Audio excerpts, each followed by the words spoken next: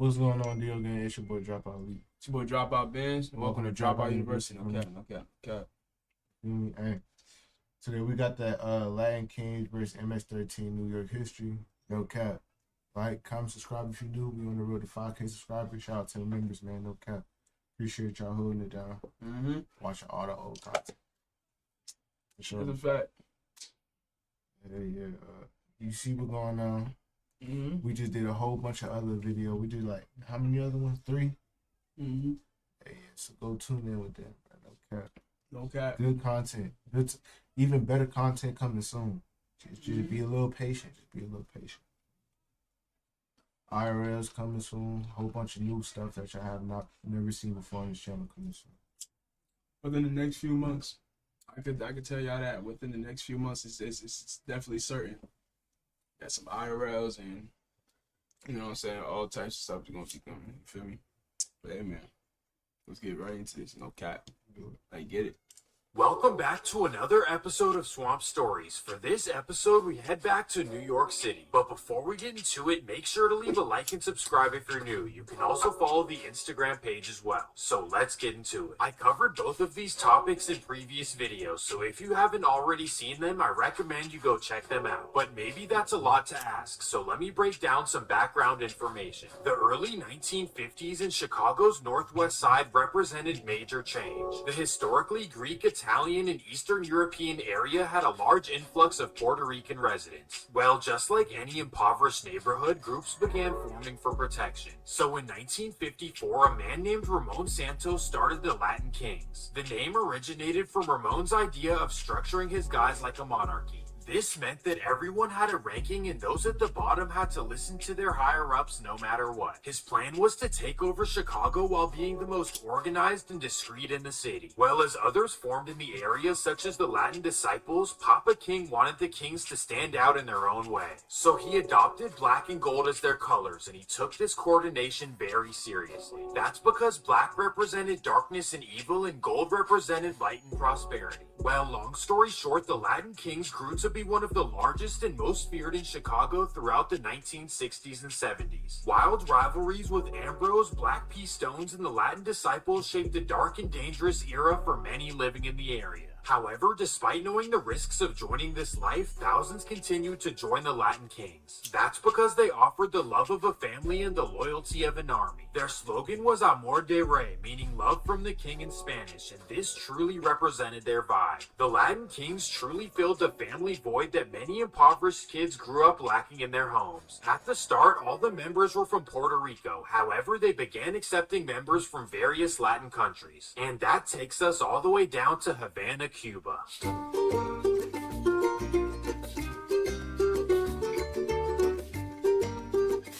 In 1976, Cuba elected a man named Fidel Castro.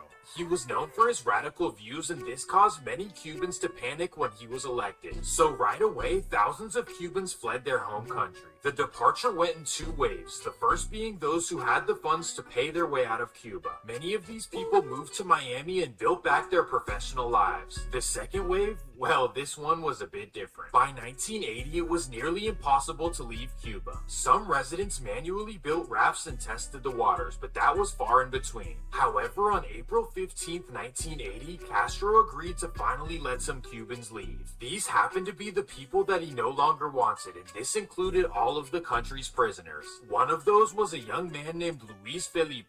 The 17-year-old was serving a 10-year sentence when the guards let him out, and he was airlifted to America. Due to his refugee status, the government sheltered him and sent him on a flight to Chicago. All of this not knowing that he's supposed to be serving 10 years. Well, Luis arrived in Chicago without knowing a single person and without having a single dollar either. So for months he slept under bridges and hustled to get money in any way he could. Well, while hustling in northwest Chicago, Luis met some Latin kings and instantly developed a bond.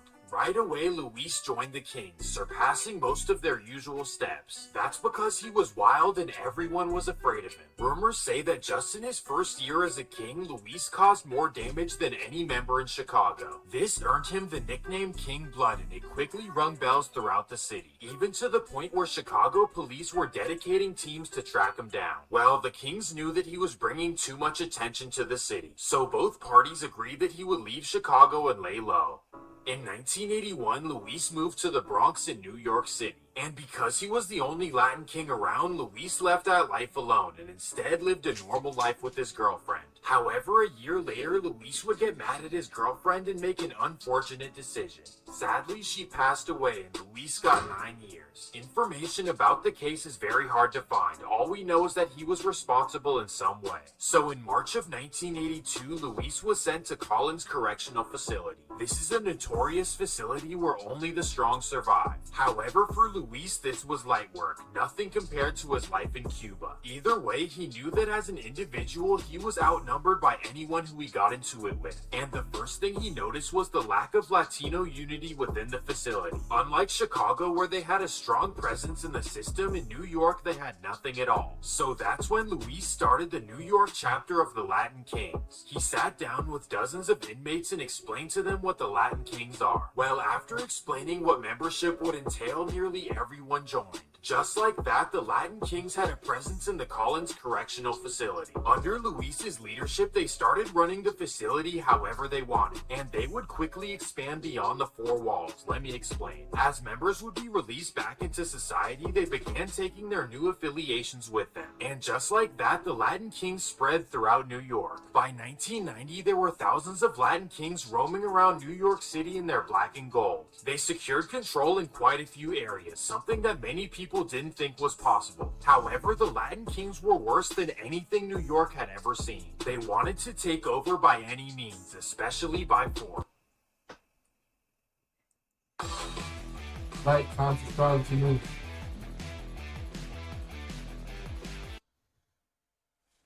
They truly had no respect for New York's underground establishments, and you can only blame one person for that, Luis Felipe. Because he started the chapter, Luis was the undisputed leader. That meant that he called the shots from his cell. To do this, he mailed letters to his top members in the city. He would write them and they would write back, often sending them on missions. Luis was known to order missions for the smallest reasons, sometimes out of pure boredom, just to set an example. Well, as the Kings gained much control of the streets, they became territorial and didn't take well to new groups coming along. And that takes us all the way down to El Salvador.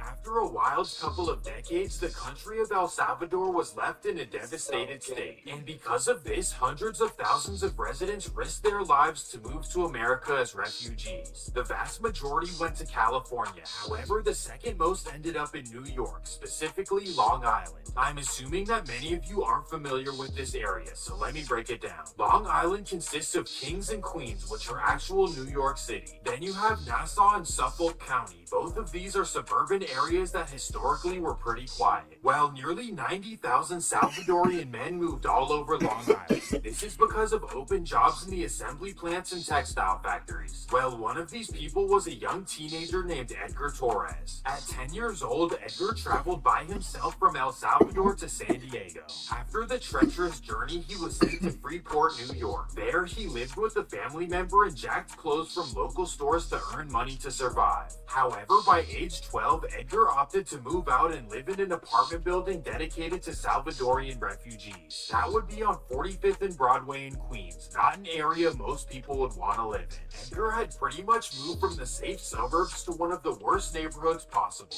And when he arrived, he began running into issues with the Latin Kings. Unfortunately, they would mock him and his friends as they would walk to school every morning. Instantly, Edgar knew that they needed some sort of protection against the Kings. So he got together with his friends and started a clique. Because they hung out in front of the 7-Eleven on Broadway, he decided to call them the Los 7-Elevens. Wow, that has to be the worst name I've ever heard. And the Latin Kings felt the exact same way. They laughed at the notion of any resistance in their territory, especially by some guys named after a convenience store. However, that would later change. Let me explain. After all of this transpired, the word quickly spread around the Salvadorian community, specifically in LA. And there is where MS-13 were already the most feared in all of California. So when they got word of what was going on in New York, they were furious and wanted to help their people. They heard through family members about the building on 45th and Broadway and what was going on. So in July of 1991, 6 MS members flew out to New York. The 6 members waited outside the 45th and Broadway building until they ran into Edgar Torres. There, they tapped on his shoulder and asked if he could call a meeting with everyone he knows. So that night, the 6 MS members presented what their affiliation is all about. They sold the locals on the idea that they needed more strength or else the Latin Kings would take control of them. So without second thought, Edgar and all of the 7-Elevens became Familia Mara Salvatrucha. This was New York's very first MS presence. Well, after successfully establishing it, the 6 members returned to LA and appointed Edgar Torres to lead the way. And once this happened, the Latin Kings had no choice but to pay attention. However, at this time, the Kings had reached complete dysfunction, enough to distract them from the growing MS in their area. And that takes us to 1993. At this point, Luis Felipe had been in total control of everything for so long that it made him fall in love with the power. Coincidentally, a top member named Rafael Gonzalez, also known as King Mousy, was gaining power within the Kings. Mousy was charismatic, fierce, and people listened to his words. So for quite some time, Luis was hearing about King Mousy being a potential threat to his power. In May of 1993, Luis ordered William Cartagena, also known as King Lil Man, to take out King Mousy. Well, here's the major issue. King Lil Man liked King Mousy, and so did everyone in New York. Fast forward to October of 1993, and King Mousy is still around, with no attempts to take him out. Luis usually would want this done in under a week, but due to his respect for King Lil Man, he granted him months to get it done. Well, October marked 5 whole months, and Luis felt disrespected. So instead, he figured that Lil Man would never do it, and ordered 3 other kings to get it done. October 30th, 1993. 3 kings run inside of Mousy's apartment in Queens. There they see his brother-in-law, Victor Hirschman. Despite not knowing who he is, they won't take a chance. They run to the back of the apartment and they see that Mousy had escaped through the back window. Either way, the principle is what mattered more to Luis Felipe. Those 3 did in 1 week what Lil Man couldn't do in 5 months. So in November of 1993, Luis started accusing King Lil Man of taking money from his fellow kings. A claim that some kings would say is bogus. Either way, this was enough reason to get him gone. So Luis ordered Jose Gabriel, also known as King Teardrop, to take care of King Lil Man. He then ordered Ismael Rios, also known as King JR, and Ronnie Gonzalez to get his wife, Queen Margie. So by the end of November, King Lil Man was found in a Queens alley. It's safe to say that King Teardrop got the job done in a timely manner. However, after multiple tries, Ismael and Ronnie couldn't do it. Their morals wouldn't allow it. So they finally decided to let Queen Margie be. This infuriated Luis Felipe once again because he could sense that the kings were losing respect and trust in his word. So Luis instantly sent 2 kings to take care of Ismael and Ronnie. In January of 1994, Ismael was found inside of his car and Ronnie somehow got away. This was a constant cycle of dysfunction within the kings that NYPD started to catch up on. The Latin Kings investigations. Back in April of 1993, the Fed started intercepting Luis Felipe's letters back and forth. They would make copies of the letters but eventually let them go through. That way they were able to get everything they needed. So in 1995, Luis Felipe was charged with everything I just talked about. And in March of 1995, he got double life, all to be done in solitary confinement. That means 23 hours alone in a cell and 1 hour alone in the yard. This way, Luis could no longer run the Latin Kings. So with Luis practically being gone, another man took over the Latin Kings. That would be a man named Antonio Fernandez, also known as King Tone. And this guy had a completely different vision for the organization. He wanted to turn King Tone? I have have a challenge for all of you. Go to every computer in your house. Mom, your dad, your sister, your mother's computer, and install Honey. Wait, Mamba. Turn them into a street organization and get away from their previous identity. He truly wanted to turn them positive, and his leadership definitely did a good job. But unfortunately, this wouldn't last forever. By the 2000s, MS had grown into large numbers in New York, and over the years, they kept pushing the King's limits. So after a while, the Kings had enough, and this became a battle of the heavyweights. We start out way in the suburb of Brentwood, New York, located 40 minutes from the city. Historically, Brentwood was a quiet suburb where New York cops and firemen bought houses and raised their families away from the madness. However, by the 2000s, the city was filled with Kings and MS members, something they had never seen before. The street life started playing out way in the safe suburbs. Well, everything started out at Brentwood High School, where the two groups were constantly getting into it. Once MS leaders got word of this, they called on a young member to quote-unquote put in work. That would be a young man named Carlos Ortega, also known as Silencio. And that takes us to February 17th, 2010. Silencio decides that he will lure an alleged Kings member named David Sandler to meet up with him. So he Facebook messages him, and David agrees to meet him near his home on Timber Lane Drive. 5 p.m. David arrives with two friends, and Silencio pulls up alone. Silencio walks up to his car window, and bam. This was one of the very first incidents to ever happen in the quiet Brentwood neighborhood. And after this incident, MS wouldn't be done causing problems in the suburbs. The next week after this incident, Silencio and his right-hand man Boxer go have dinner at El Rancho Grill in Hampstead, New York. Well, for whatever reason, they decide not to pay their tab and they try to leave. But while exiting, a security guard stops the two and orders them to pay. Of course, this guy has no idea who he's talking to. And because of this, he tackles Boxer and holds him to the ground until he agrees to pay his tab. After all of this transpires, Boxer looks the guard in his eyes and says, "Look, it's not going to end like this." And unfortunately, he was not lying. March 6, 2010. Boxer returns to El Rancho Grill. There he sees the same security guard, so he walks up and bam. Just when you thought Silencio and Boxer were done, madness would certainly continue.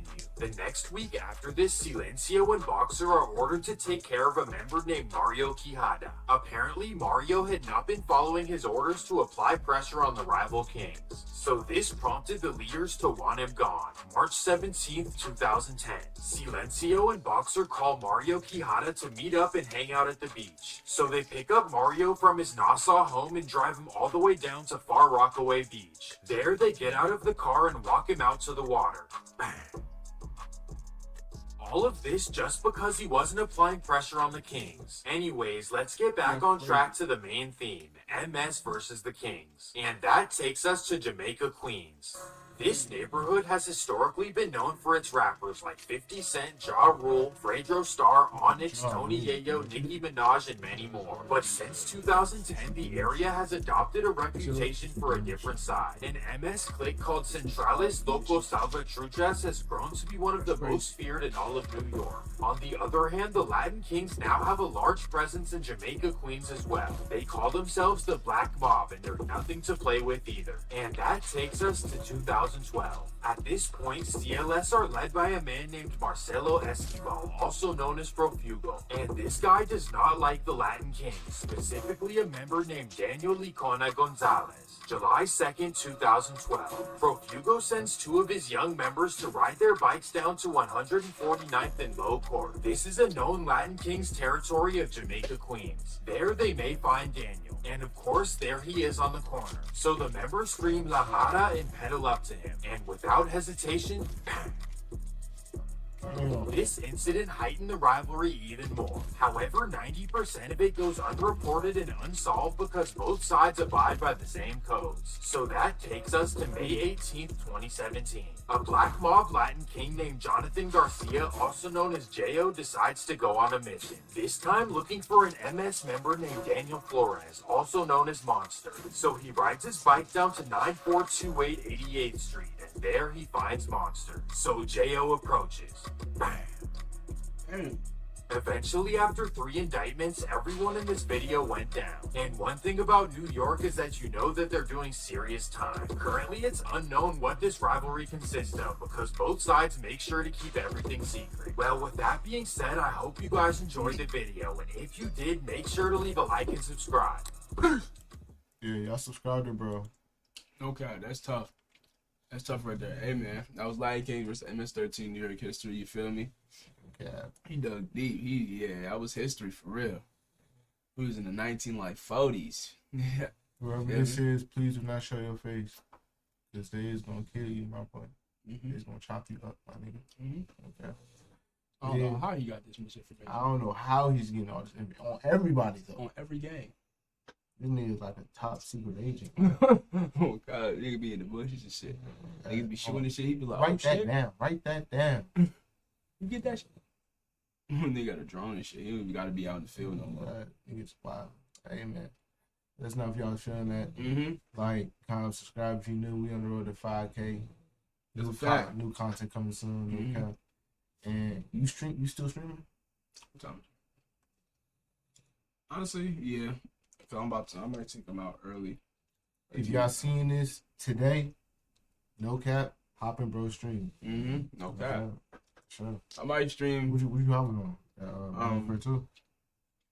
Yeah, probably. Or I might hop on that. I might hop on that 2K with you.